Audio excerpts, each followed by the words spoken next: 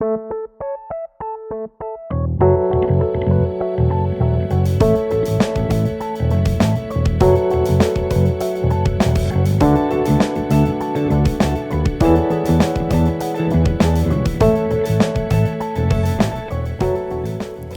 evening. My name is Dr. Ian Sturrock, and I'm the new Director of Worship Arts here at the downtown campus of the Cathedral of the Rockies.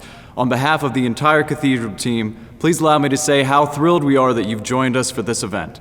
Tonight, we are joined by Father Greg Boyle, a published author, a Jesuit priest, and the founder of Homeboy Industries, which is a gang intervention and rehabilitation program.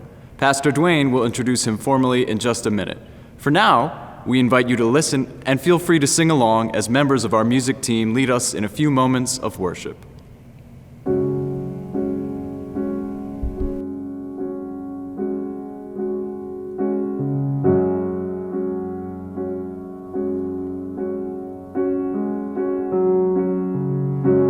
Out of the ruin and rubble, out of the smoke, out of our night of struggle, can we see a ray of hope?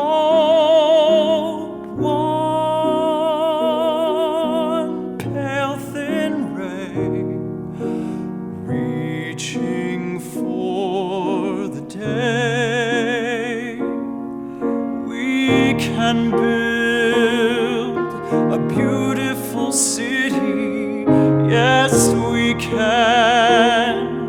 Yes, we can. We can build a beautiful city. Not a city of angels, but we can build a city of man.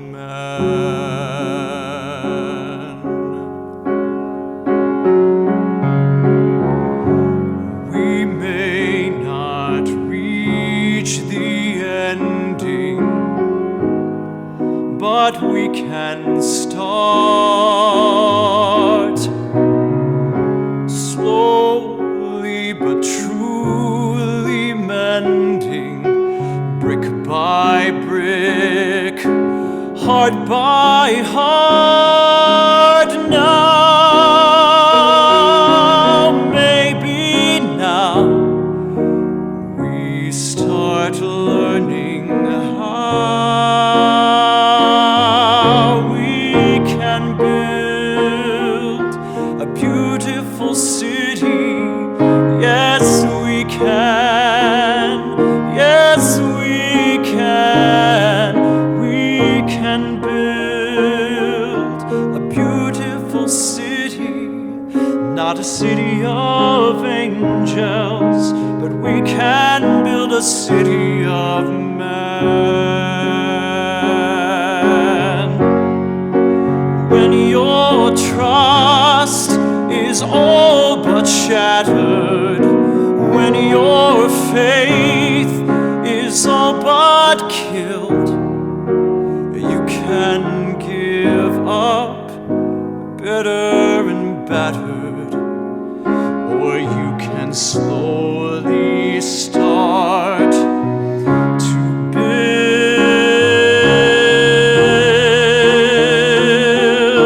a beautiful city. Yes, we can. Yes, we can. We can build a beautiful city. Not a city of angels, but finally a city of man.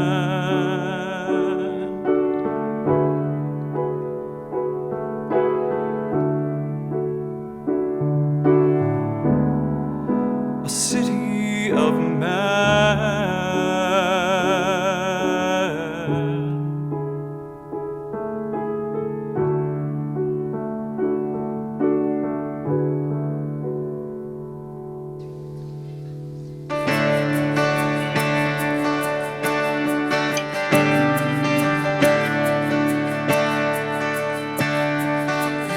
searched the world, but it couldn't feel me. Man's empty praise and treasures that fade are never enough. Then you came along and put me back together, and every desire is now satisfied here in your love. Oh, there's nothing better than you. Oh, there's nothing better than you, Lord. There's nothing, nothing is better than you. I'm not afraid to show you my weakness, my failures and flaws. Lord, you've seen them all, and you still call me friend. 'Cause the God of the mountain is the God of the valley. There's not a place your mercy and grace won't find me again. Oh, there's nothing better than you. Oh, there's nothing better than you, Lord. There's nothing, nothing is better than you. Oh, there's nothing better than you. Oh, there's nothing better than you, Lord. There's nothing, nothing is better than you.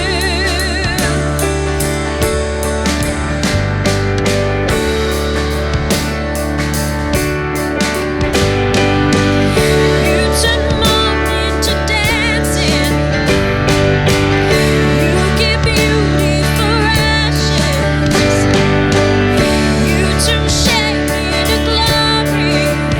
You're the only one who can. You turn mourning to dancing. You give beauty for ashes.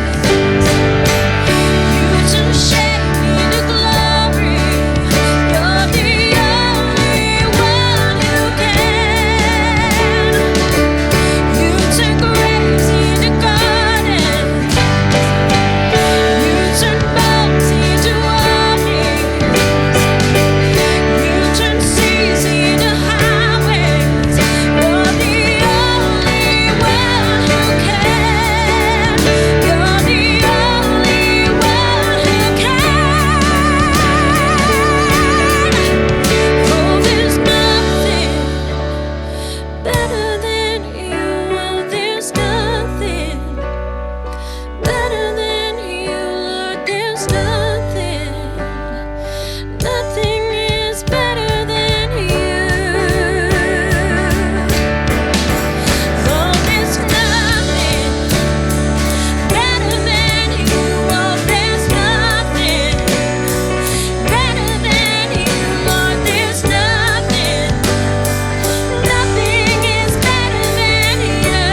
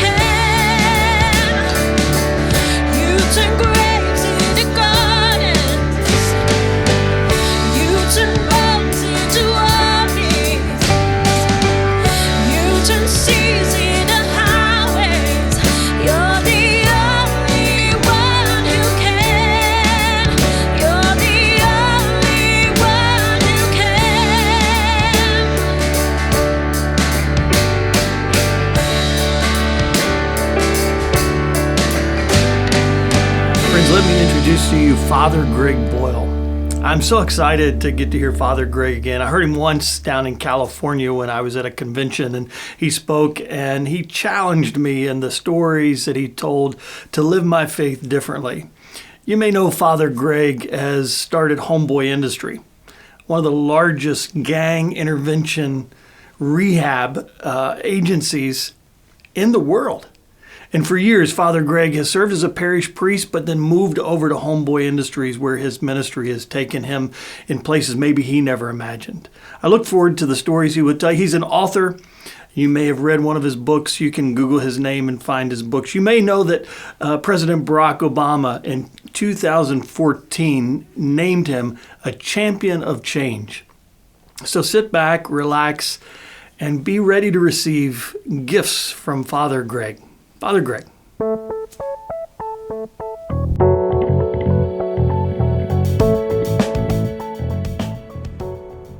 It's indeed an honor to be with all of you. You know, there's a common vision that joins you to this moment and this time together. It's a vision about wanting the world to look differently than it currently looks. You know, Mother Teresa diagnosed the world's ills correctly when she suggested that the problem in the world is that we've just forgotten that we belong to each other.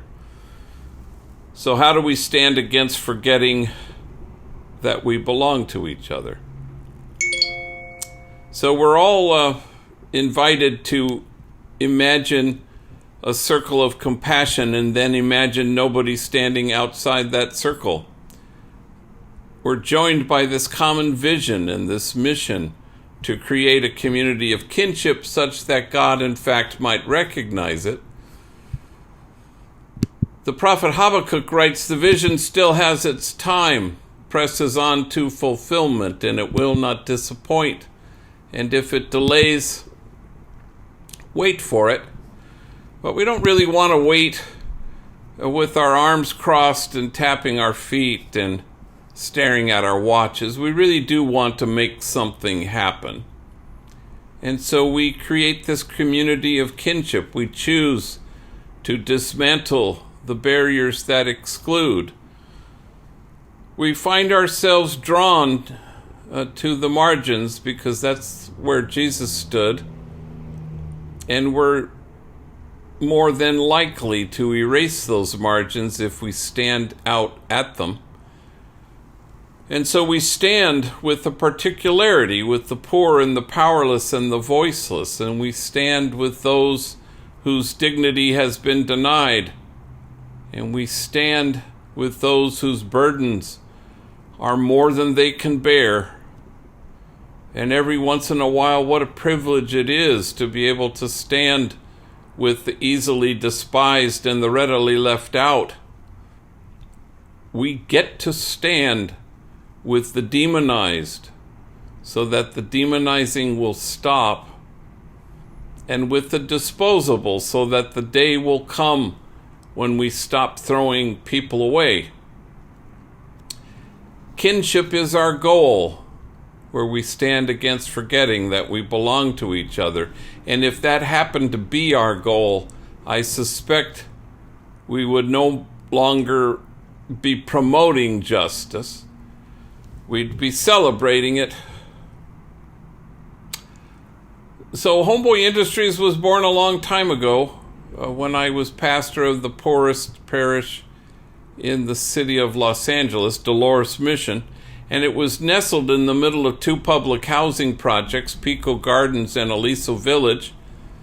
At the time, it comprised the largest grouping of public housing west of the Mississippi. We had 8 gangs at war with each other during that period, and that led to LAPD to deeming my parish the place of the highest concentration of gang activity in all of Los Angeles. So if LA was the gang capital of the world, my parish was the gang capital of all of Los Angeles. And so I buried my first young person killed because of this sadness in 1988. And I will bury my 243rd sometime next week. a young man named Alvin. So we did a lot of things in those early days. First thing we did was we started a school because there were so many junior high, middle school age gang members who had been given the boot from their home school. Nobody wanted them, so they were wreaking havoc in the projects. They were writing on the walls, they were selling drugs, they were violent.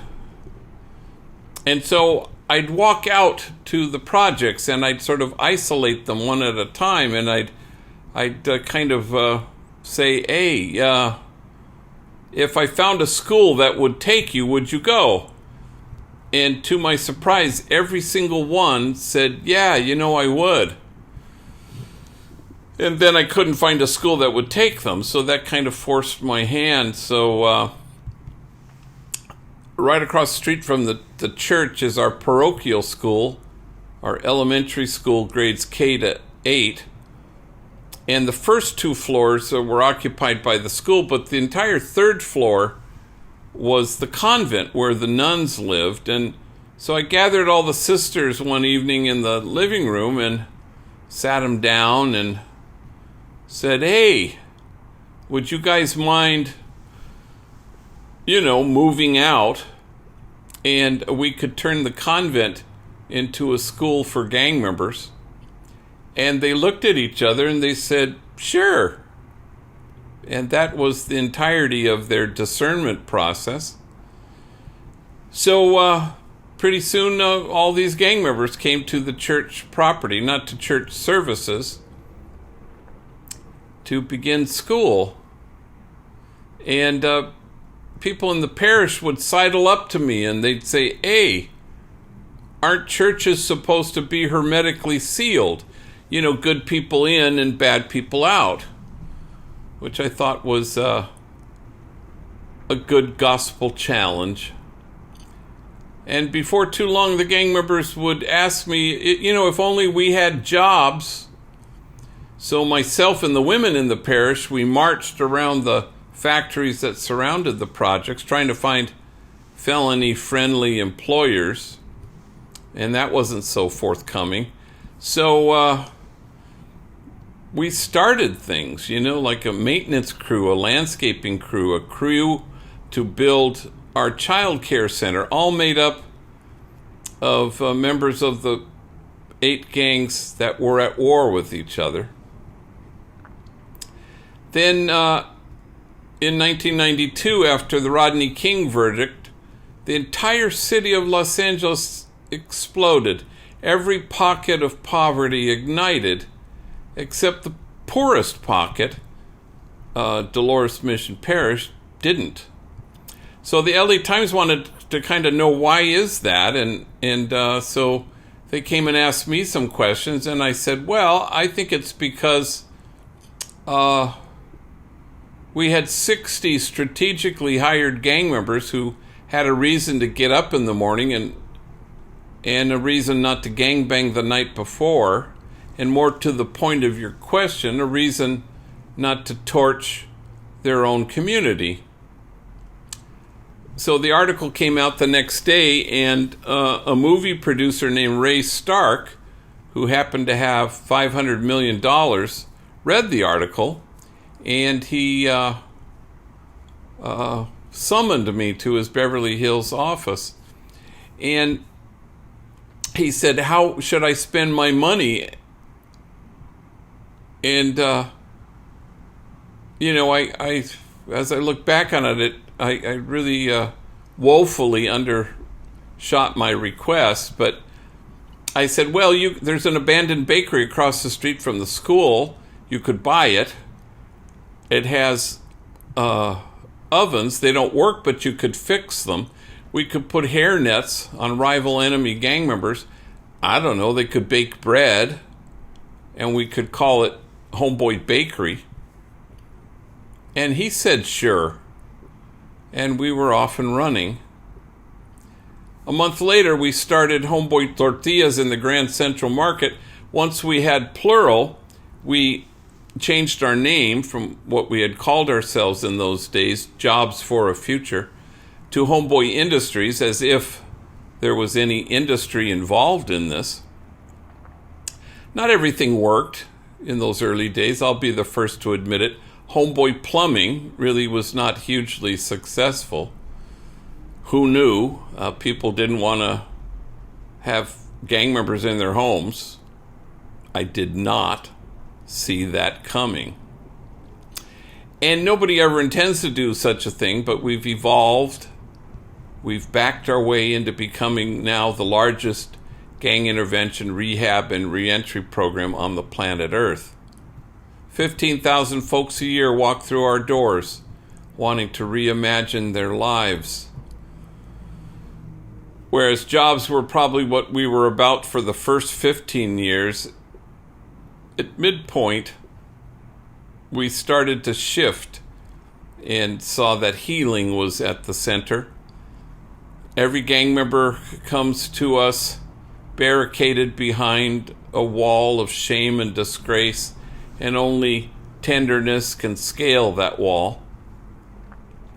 If it's true, as I believe it is, that traumatized people are more likely to cause trauma, it's equally true that a cherished person will be able to find their way to cherishing themselves and each other. And so we have therapy, and we have case managers, and we have navigators, and we have every imaginable class from anger management to grief and loss. We have every imaginable 12-step program, including Criminals and Gang Members Anonymous. We have free tattoo removal. No place on the planet removes more tattoos than we do. We have 9 social enterprises, from bakery to silkscreen to electronic recycling, lots of restaurants. And it all began with the Homeboy Bakery. In those days, it was quite a famous enterprise.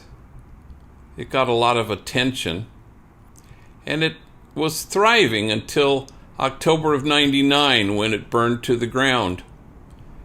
It happened at an odd period in our history. The first 10 years of our life as an organization was really marked by death threats, bomb threats, and hate mail. The hostility was never from gang members, because we always represented hope to them. But the gang member was such a demonized part of our population. So if you helped the demonized, it was a short hop to demonize those who helped them. And I can remember running down the street from our house, and I could see the flames shooting through the roof. It was 3 o'clock in the morning. And I saw women from the parish, from the projects, sobbing, and they were hugging me and promising me that once the sun came up, they would have a venta de comida. They'd sell food to fundraise. I remember a homegirl named Lucero stopped me on the street as I was trying to get to the bakery, and she too was crying, and she too hugged me. And she said, "Don't worry, G, we'll have a car wash," which I was certain would put us over the top in our fundraising. So I get to the church, the bakery parking lot, and an old, weathered, Irish-looking fire inspector came up to me. And he said, "Are you the owner of this place?" And I said, "Yeah, I am." And he goes, "You got any reason to believe why somebody might have, set this fire?" I said, "No." He said, "You didn't have any disgruntled ex-employees, did you?" I said, "No, I think we're okay there, because at Homeboy Bakery, we only hire the disgruntled, and they're the only ones still working for me." And then he leaned in and he confided a little bit. He said, "This area where the bakery's located?" I said, "Yeah." And he goes, "It's known for hoodlums." And I said, "I think we're okay there too, because at Homeboy Bakery, we only hire hoodlums." He didn't laugh. Well, within an hour's time, they were able to determine that it was natural causes. It was an old building. Wires had percolated within the walls of the office and ignited. And we called all the bakers the next morning to tell them what had happened, but we couldn't find this one guy named Danny. And so Danny shows up for his shift, and he's wearing his perfectly ironed white Homeboy Bakery uniform with Danny emblazoned over here, and his step is light as he walks from the bus stop.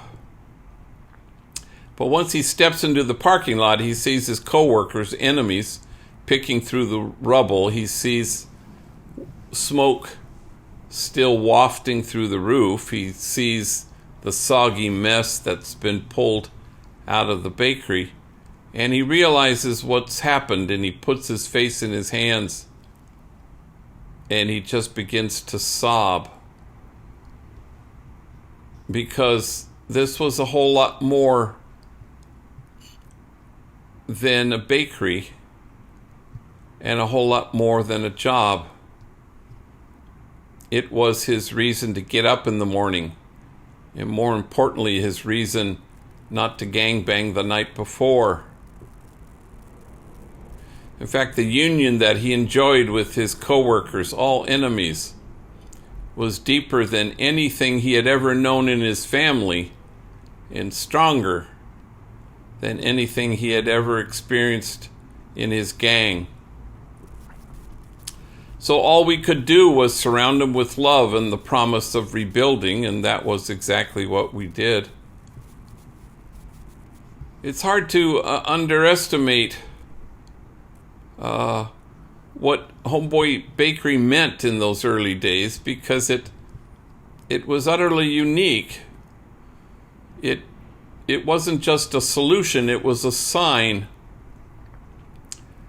It asked the question, what if we were to invest in people rather than futilely seek to arrest our way out of our problems? And so it got a lot of attention. We'd have news crews, news vans there all the time. We'd have busloads of Japanese tourists take me to your bakery. We even had Prince Charles's business advisors come to visit. And so we got a lot of attention, and it announced this message of hope to folks for whom hope was foreign. Our foreman in the early days was a guy named Roman, and he had been the biggest drug dealer I'd ever known, and I knew all of the drug dealers. Initially, he resisted my invitations to leave his occupation and start a new one, until one day he said yes. In recovery, they say it takes what it takes. Gang recovery is no different. It can be the birth of a son, the death of a friend, a long stretch in prison.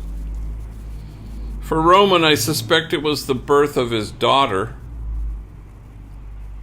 and he finally got around to saying yes to me. So he worked and baked, and then before long he became the foreman because he was a leader. And not only did he work with his enemies, he supervised them, which is a great deal more difficult. The part of his job that he truly hated was the news crews and the visitors and the bus loads, and he really hated that stuff.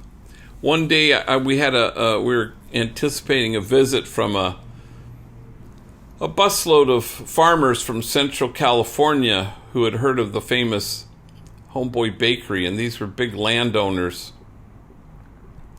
And he and I are waiting for the bus to arrive, and he's having a bad attitude day, and the bus pulls up, and I said, "Hey, hi, welcome. You can park right over there." And there was a microphone at the front of the bus, you know, the kind that a tour guide would use, and Roman sees the microphone. He pretends he's the tour guide on the bus.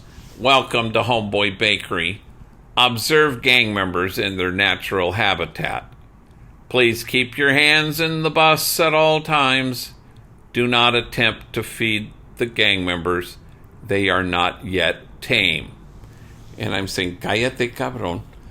And they get off the bus and, hi, how are you? And I leave them with Roman. Well, I come back several hours later and I see Roman, and it triggers the memory of the tour. And I said, hey, how did that tour go? And he goes, damn, G, what's up with white people anyway? I said, I don't know. What is up with us? He said, well, they always be using the word great. I said, really? I wasn't aware of this. He goes, yeah, check this out. This busload of gavachos, white people, come into the bakery and they see all the machines and the ovens and everything's so clean. And they said, wow, this place, it's great.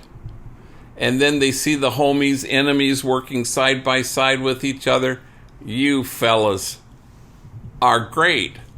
And then they try the bread and they go, wow, this bread, it's great.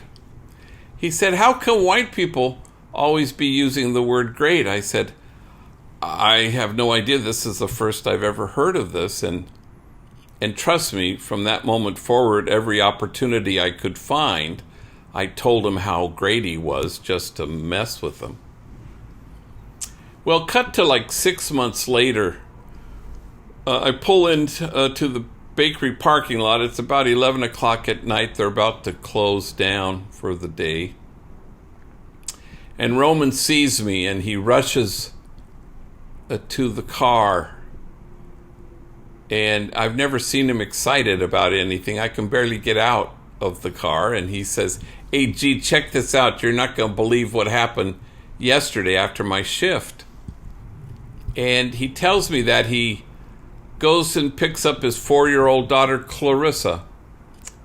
And he seat belts her in. And he drives home to his apartment where for the first time in his life, he's paying rent with honestly clean, decent money. And he unlocks the front door and little Clarissa goes running down this narrow hallway until she gets to the living room, and she plants her feet and she extends her arms and she takes the room in with her gaze, and she says, this is great. And he says to me, I thought she was turning white on me. And then he gets down at her level and looks her in the eye and says, Mija, what's great? And little Clarissa clutches her chest and she says with great emotion, my home.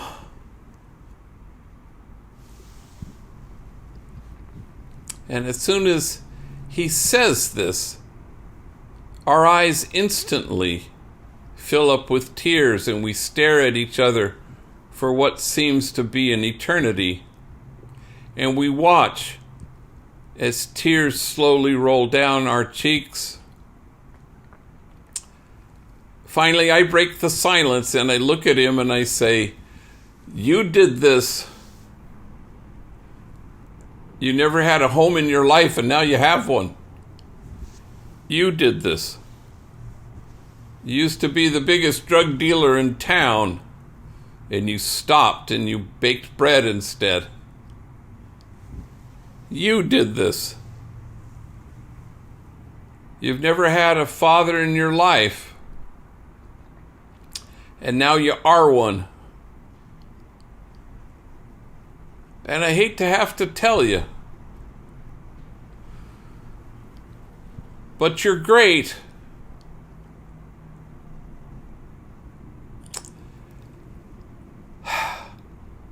And I hate to have to tell you that the very first time I ever retrieved that story from my memory bank to tell it was at Roman's funeral. He wasn't doing anything wrong on the early evening that he was killed. He was just packing his car to go on a camping trip And two guys came into his part of the projects, and they saw him face covered with ski masks or something. And they must have looked at Roman and said, he'll do. And they executed him. And the reason I told that story at his funeral was because of the questions I got from his friends and homies during that week that spanned his death to his burial. They kept asking me over and over again, what's the point of doing good if that can happen to you? And I thought it was a good question, worth an answer. So I stood in front of a packed church that evening, and I told that story. And I said, here was the point. Before Roman left us, he knew the truth of who he was. He found his true self in loving. He discovered that he was exactly what God had in mind when God made him. And no bullet can pierce it. No 4 prison walls can keep it out. And death can't touch it. Because it's great. In the original covenantal relationship, God says to God's people, as I have loved you, so you must have a special preferential care and love for the widow and the orphan and the stranger. In the society at the time at which those words were written, the widow, orphan, and the stranger were the people that society looked at and said, we can live without you. At Homeboy, we look at the homies barricaded behind a wall of shame and disgrace, and we say, we will not live without you. We stand against forgetting that we belong to each other. Where there is no us and them, there's just us. And I suspect if creating and fostering and nurturing a community of kinship such that God might recognize it, if that happened to be our goal, we would no longer be promoting justice. We'd be celebrating it. And so there's a mission that joins us together that wants to see the world looking differently than it currently looks, where we imagine a circle of compassion, and then we imagine nobody standing outside that circle. Inclusion is God. So we decide to dismantle the barriers that exclude, and we stand at the margins because that's the only way they'll get erased. For the vision still has its time, presses on to fulfillment, and it will not disappoint. And if it delays, we wait for it. Thank you all, and may God bless you. Wow, wasn't that an amazing General Session 5? Thank you, Father Gregory Boyle. Your ministry is an amazing example, and your words inspire. And I hope you have been both encouraged and activated. If you want to hear more from Father Boyle, wait for General Session 6. Also, there will be a live Q&A with Father Boyle on March 12th at 11 a.m. Mountain Standard Time. To find the link and the password, simply go to an email you should have received that says "Welcome to NLI." And following the benediction, stick around for a postlude by our own cathedral organist, David Young. And now, the benediction. May the grace of our Lord Jesus Christ, the love of God, and the communion of the Holy Spirit be with you all and abide with you always. Amen.